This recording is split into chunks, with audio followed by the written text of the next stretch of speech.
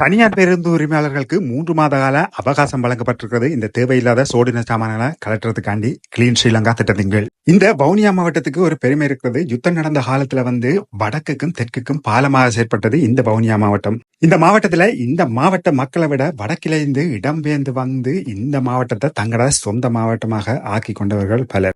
அன்று முதல் இன்று வரை எந்த ஒரு பெரிய அபிவிருத்தி திட்டத்தையும் இந்த மாவட்டம் கண்டதில்லை. ஒரு நல்ல கொஃபி குடிக்கிறதுக்கு வவுனியா டவுன்ல இந்த ஒரே ஒரு கடை மட்டும்தான் இருக்குது. அங்க ஒரு கொஃபியை குடிச்சிட்டு இன்னைக்கு வெள்ளிக்கிழமை நான் போனது கோயில் சிவன் கோயிலுக்கு. வேட்டி கட்டி கொண்டு கோயிலுக்கு போய் கன நாள் ஆச்சு. ஜூன் ஜூலை ஆகஸ்ட்ல தான் ரம்புட்டான் சீசன். ஆனா ஜனவரி பிப்ரவரியில ஒரு சின்ன சீசன் ஒன்று இருக்குது. வார வழியிலேயே இந்த புன்னகை அரசியிடம் மன்னார் பனங்கிழங்கை வாங்கொண்டு வீட்டை தலைவாழையில போட்டு மரக்கறி சாப்பாட்டை சாப்பிட்டு பின்னேரம் போல தோட்டத்துக்கு போயிட்டேன். தோட்டம் எந்த இல்ல மாமாக்கள் இலங்கையில கடந்த சில கிழமைகளாக பெஞ்ச தொடர் மழையால விவசாயிகளுக்கு பெருநட்டம். உளுந்து போட்டு அறுவடைக்கு தயாராக இருந்த இந்த நேரத்துல வந்த அந்த பெருமழையால உளுந்தவளவும் அழிஞ்சு போச்சு. பல பேருக்கு லட்சக்கணக்கில நட்டம் உளுந்து போட்ட விவசாயிகளுக்கு.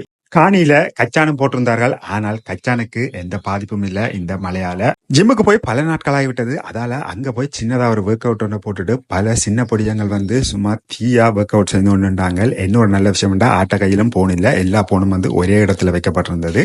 நாளைக்கு உங்களை ஒரு புதிய மாவட்டத்திலிருந்து சந்திக்கிறேன். அது வரைக்கும் நன்றி.